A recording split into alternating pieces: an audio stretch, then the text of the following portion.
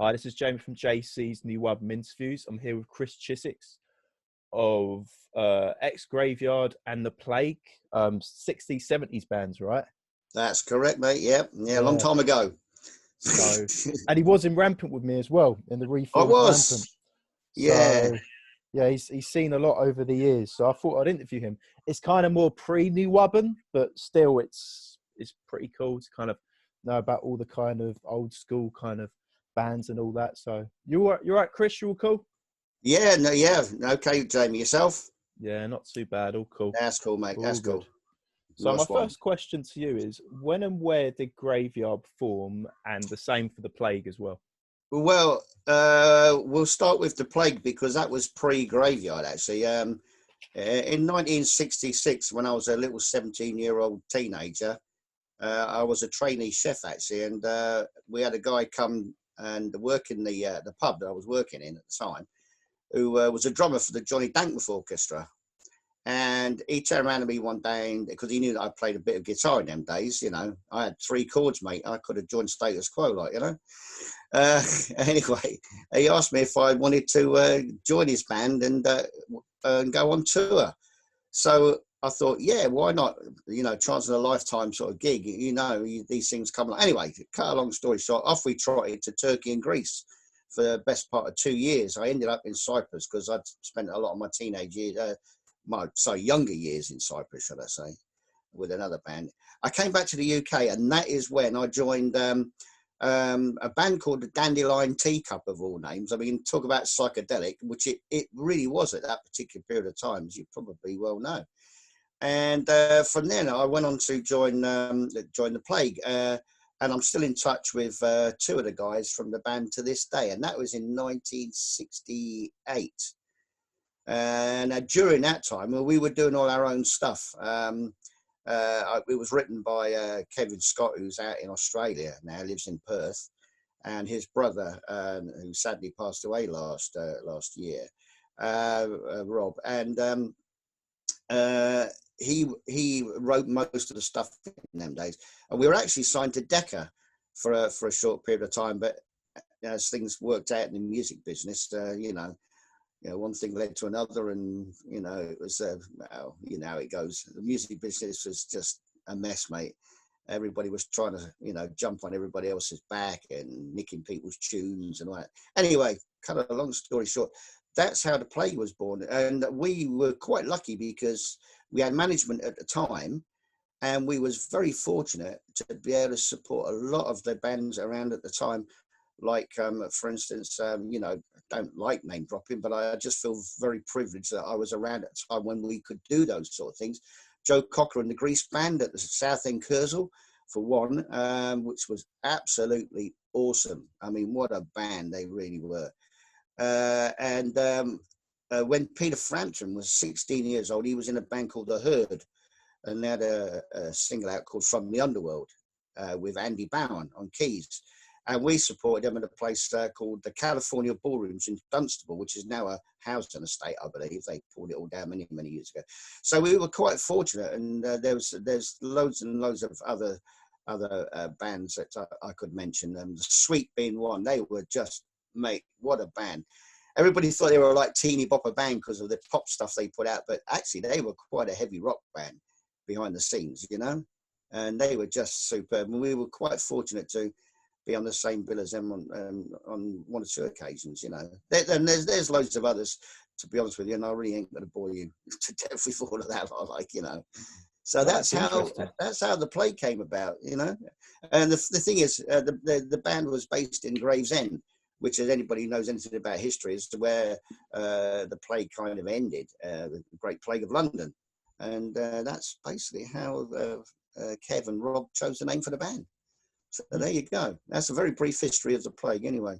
It's very interesting. I mean, obviously, with all these venues closing and stuff, usually they do turn into housing estates or something to make money or something. Like in Hartford, I mentioned it. So in Hartford, there was a venue called the Hartford Marquee, not to be confused with the London Marquee, but it's now a gym. And a Halfords underneath. Okay. So it's like, again, it's just making money and stuff. So Yeah. Yeah. Tell me more about Graveyard. How did Graveyard come about? Well, what happened was when the plague split. Well, actually, it kind of didn't split, but I left and I moved to Dorset because my parents had come back from Cyprus because my dad was in the civil service, and I moved to Dorset to live down there. And when I was down there, I formed Graveyard. And once again, to this very day, I'm still in touch with all but one of the guys from the band. We talk on a regular basis, like, you know, and this is 1970, right? No, it's 1970 now. And so Graveyard was born, and Pete Starkey, who was our guitarist, was he had a load of material that that he'd written over the years, because he'd spent a lot of his time in the early days in Hamburg doing the scene over there where the Beatles were and all that sort of stuff, like, you know. And I still speak to Pete to this day, like, you know, it's and it's really good to be able to sort of really keep in touch. But anyway, we kind of decided that we weren't going to do any covers, because at that particular period of time, you could go out and you could do original stuff, and people would flock to see you. I know it's not that case these days, and it's a great shame, you know, but I think people are so much more into the music then, because they didn't have the technology like we have now, where you can just, you know, click on the Spotify or whatever the case may be, and basically listen to whatever you wanted. So it was great, and people would come. I mean, you could hire a village hall in the middle of nowhere, charge, I don't know, five shillings as it was in them days, and the place would be packed, absolutely packed. So we did really quite well, actually, with Graveyard, and we was fortunate to get a recording test at EMI, Abbey Road. So but that turned out, that was basically when I kind of realized that the music business was not what I thought it was going to be. It was a bit of an eye-opener, even though I'd been on tour. I was kind of separated from that particular part of the business until the EMI thing, which I won't go into because it's pretty boring. But basically, we didn't get signed by EMI. They loved the band, and we had loads and loads of material. And so the band eventually split up. But we were fortunate to get found by a talent scout, because we had talent scouts in them days. None of this sending your CDs in and all that sort of stuff. They used to come round and see you. If they liked you, you know, blah, blah, blah. And we ended up recording a couple of tunes in Rockfield, where Queen actually did, I think, the last bit of Bohemian Rhapsody. But in them days, I believe it was owned by Dave Edmunds. And it was literally a barn. And I can remember Steve, as singer, Steve Harris, not the Steve Harris, but Steve Harris from the band, sitting on a bale of straw behind a screen, you know, recording the vocals. You know, it was quite primitive in them days. Obviously, it went on to be something a lot better. So that was basically, in a nutshell, that was Graveyard. And I say, once the EMI thing came along, and everybody realised that it was all about the money and not about the music. And I was so disheartened. I packed in playing music for 20 years, and I joined the Air Force. Wow. So a totally different direction, like, you know. Yeah. But so what was the time scale? So, like, for example, with the plague, how long did the plague last? It was from... Well, the plague was going before I joined them with a very good friend of mine, Roger Humphreys, who was the bass player previous to me, who I'm still in touch with to this day. Once again, you know, Roger and I speak frequently.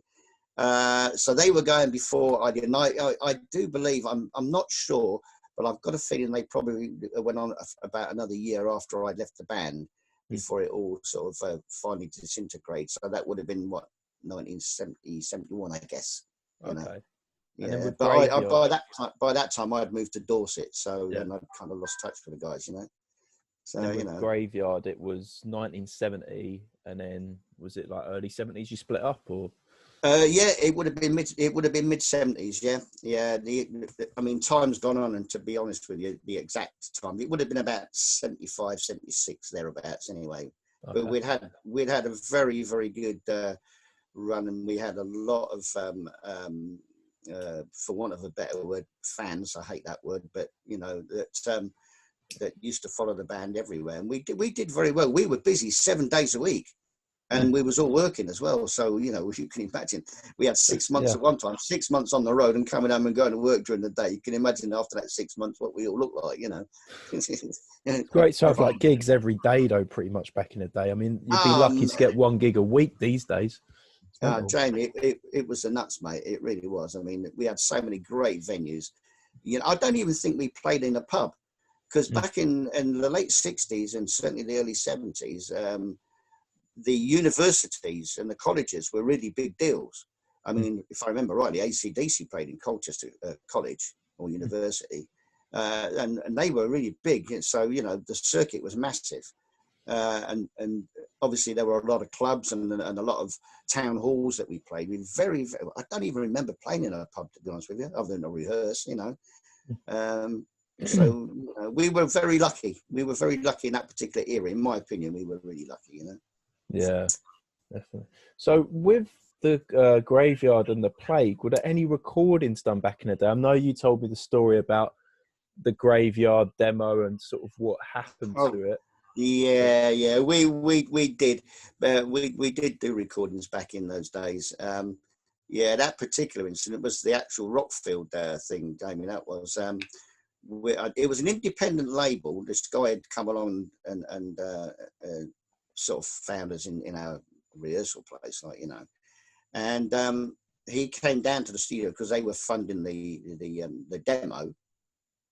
And to cut another long story short, what happened at the end of it, he took the master tapes and done a runner with it, with a load of other tapes we found out later from other bands, nipped off over to Germany and flogged them.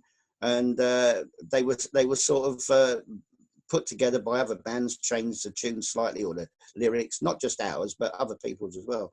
This is what we were told. I don't know for sure, but I had a phone call from a DJ from a station in Luxembourg all them years ago, saying, "Oh, your band's on the radio tonight," and it was a tune. I forget what it was actually called now, but anyway, I listened in, and it wasn't exactly our tune, but it was, if that kind of makes sense. It had been revamped, like, and I had to say to the guy, the DJ, I said, "It's not us, mate. You know, it's." So that's what used to happen, and I'm sure we weren't the only band who experienced that sort of thing, like, you know. But the recordings that we did for Decca, they all got lost in a fire when the original studios burnt down, apparently, because Kevin, the guitarist who I told you about earlier on, who lives in Perth, he was chasing it for many, many years to try to find out whatever happened to them, like, you know. So, but you got to remember, it was a sort of psychedelia area at that time, and we was getting into the heavier stuff, like, you know, which basically Graveyard was, as opposed to the Plague. It sort of went up a step into the more heavier rock stuff with Graveyard, like, you know. Yeah. So, yeah. So, you know, that's roughly how things went over at that particular period of time, like, you know. It's a proper shame, though, that you don't have any of the early recordings. Be well cool to kind of hear all those old stuff. Definitely. Absolutely, mate. No, I totally agree with you. But you know, I guess you could probably ask any band who've probably been through that particular era and thought, yeah, what about sound? What happened to that demo? And blah blah blah. Because it happened all the time, mate. You know, from what I can gather. Yeah, whole different ball game. Yeah. So what got you into playing bass, and was it your first instrument? That's my next question, Chris. No, it wasn't actually. No, when I went on tour in '66, I was only 17, and I was actually playing rhythm guitar in them days. And yeah, I was lucky. I actually learned 4 chords by the end of the tour. Like, and because I didn't know, we had the other guitarist we had in the band was from the Scottish Dance Orchestra, so he knew all them fancy chords, like, you know, because he'd been playing with Scottish Dance Orchestra. You know, you've got to be pretty damn good to be in something like that. And we used to do a lot of the airmen's and clubs in Turkey and in Greece. Like a few of your viewers, it will probably the older generation would probably have done the same sort of thing back then. And what happened is we were on we were in Crete at the time, and we used to do like a month's residency. Then we'd move on to somewhere else, like, you know, Athens or whatever the case may be. Well, while we was in Crete, we had a show band come out, and they used to do an hour show, like a floor show, and it was a band called the Bunch of Fives, and the bass player looked a little bit like Bill Wyman, actually, funny enough, and they were playing all that R&B stuff, you know, pretty much the Stones type stuff.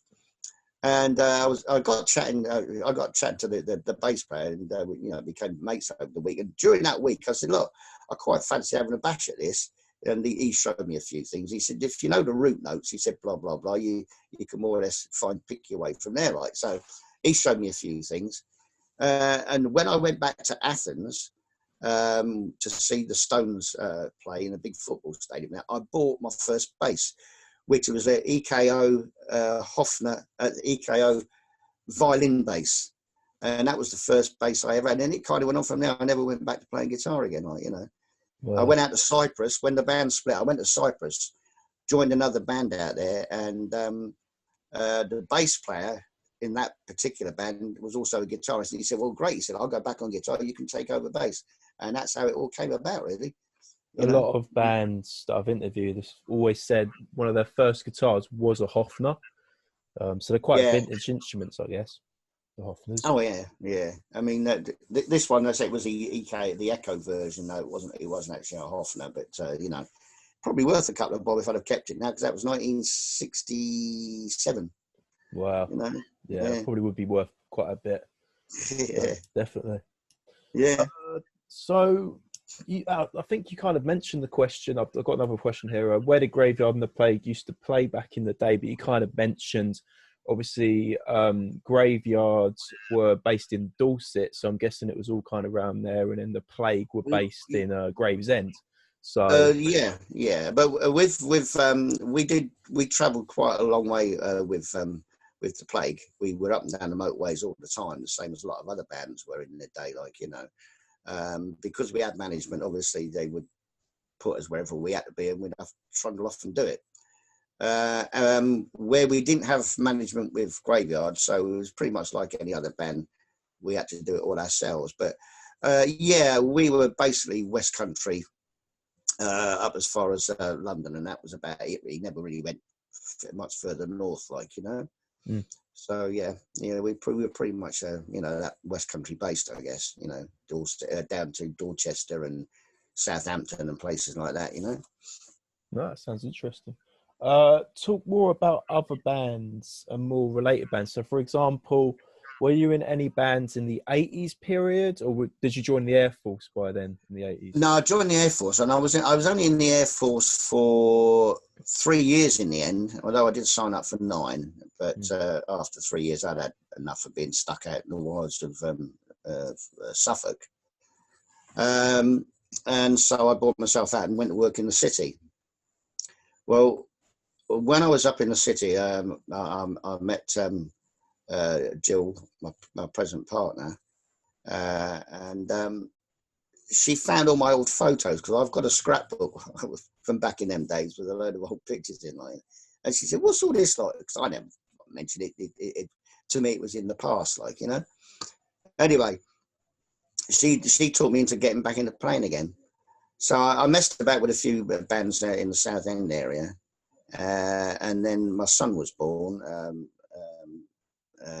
Obviously, previous to that, and when he was 7, he started playing about on the drums. And as you well know, because he was in Rampant for a while, and him and I were in many, many bands together over from the age of, I guess he must have been 16, maybe, something like that, maybe even earlier than that. And we started off playing in bands together, but they were just general covers bands, you know. And then obviously he got into more heavier stuff, and you know, and I mean, I've always been a rocker anyway, but to make ends meet, being in a covers band was the only way to do it, really, which was unfortunate, but, you know. So, you know, I went to the dark side for a little while, you know. So there was 3 Miles High, which was a general covers, very good covers band, very professional covers band. Then there was a band called, no, it wouldn't have been the 80s. No, I mean, No, it must have been into the 90s, I guess. Yeah, because I didn't do very much for a few years when I worked in the city. Mm-hmm. Because I was in the city for 30 years, so it must have been, it would have crept into the 90s. So in the 80s, I really didn't do very much musically at all, like, you know. I kind of, I don't know, I kind of distanced myself from music for whatever reason. I think it was just life, you know. Other things had come along and got in the way, you know. I had a son, and I was married, and all the things that go along with that, you know. So yeah, it was something. I was a case of, oh, I've got to look after the family and all that, and music kind of took a excuse me, mate, took a bit of a diversion, like, you know. Until yeah, I guess it must have been creeping into the 90s. So thinking about it, Jamie, yeah. So I think 80s was a bit of a washout for me. Oh, that's fair enough. I mean, you had Yeah. all the sort of new romantic and all that, and the post-punk thing going on anyway. So there was some cool parts to the 80s, but if you look at the mainstream stuff, it was all right. But no, it wasn't my sort of stuff anyway. I never really got into that at all. Like, you know, yeah, I was always a bit of a rocker. I mean, the Who and Led Zeppelin and all that sort of stuff were really my sort of thing. Like, you know. Oh, of course, yeah, all the old school stuff. Yeah. Okay, so we've spoke about all the kind of old bands and all that you're in.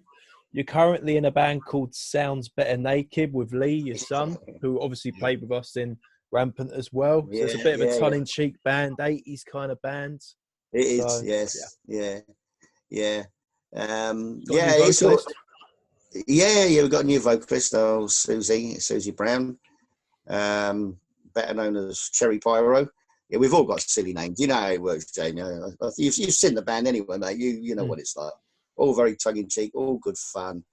Yeah, it's a bit of a laugh. At the moment, we're obviously, like the rest of you good musos out there, we're stuffed at the moment because we can't rehearse.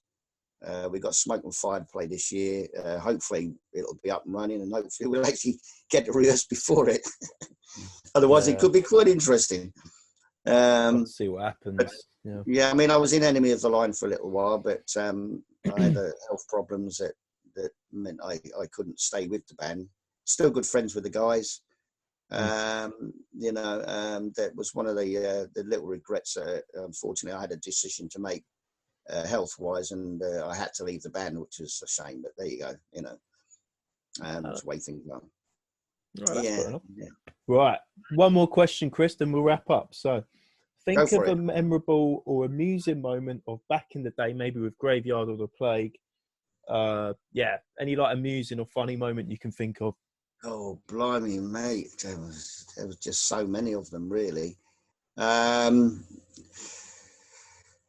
I guess the most memorable one for me was when we played Southend Kersal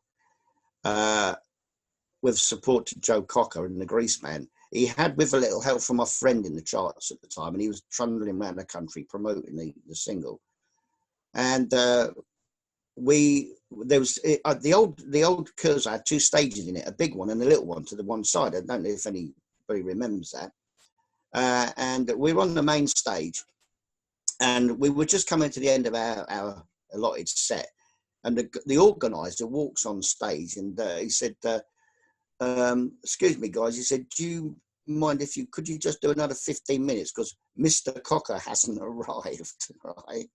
Anyway, so he said, okay, we'll do another. So anyway, we kicked off, and we got 2 or 3 tunes in, and Joe Cocker walks on stage. And he walks up to the mic, and we've all sort of a bit flabbergasted. It all kind of stopped, like, you know, woo. And he turned around and he said, "Thanks ever so much, guys, for helping us out." He said, "We'll be with you in a minute," you know, to the audience, like, you know. And he kind of walked off stage. So we sort of think he sort of turned around, smiled, walked off stage. And when we got off stage, he said, "Thanks ever so much, guys." He said, "Would you like a beer?" So he said, "Yeah, that'd be really good." So he said, "Well, go and see the roadies." Well, at the back, he had 2 long wheel-based transits, right? One with the gear in, and the other one was totally full of beer. It was packed and front with beer. So and it was just, and that was it really. It was just a really, really, really good, really nice guy. And what a band! The Grease band were awesome, mate. Absolutely awesome. I've always remembered that because it was in them days. You didn't have none of this superstar business. The guys were just regular guys. They were trotting up and down motorways, just like the rest of us, like, you know. Okay, they had records in the charts, and it was the same with Peter Frampton. When we played with them, the Herd at the California ballrooms, we shared the same dressing rooms. It was none of this, oh, I'm a star, because at the time he was just the singer with the Herd, and he was a 16-year-old teeny bopper who was all over the page of Jackie magazine for the girls and stuff like that. And he sat in a corner with his Les Paul, as quiet as a mouse. Never said a word. Really? See, the Really, thing is, really, I'm a big really, Peter Frampton fan. Like, he's a wicked guitar player. And yeah. he's got Really some shy amazing guy, songs. mate. You know. Yeah, but so what I'm saying is, nobody seemed to have this superstar label that they put on themselves. You know. It was so much more of a laid back thing. And that's why I say we were really lucky, because we got to play with these people who were just regular guys who had got a record in the charts. You know, it was as simple as that. Fantastic. Awesome era. Awesome era, mate. Yeah. It sounds really good, Chris. Okay, so that's it. That's it, Chris. So if you can check out Chris's band, Sounds Better Naked, all on Facebook, bit of a tongue-in-cheek band. Just follow, like, all that sort of stuff, support music. Thank you very much, Chris, for your time. Nice one, Jamie. I should have some more interviews in the nearby future. Thank you very much indeed. Thanks, Chris. Cheers, buddy.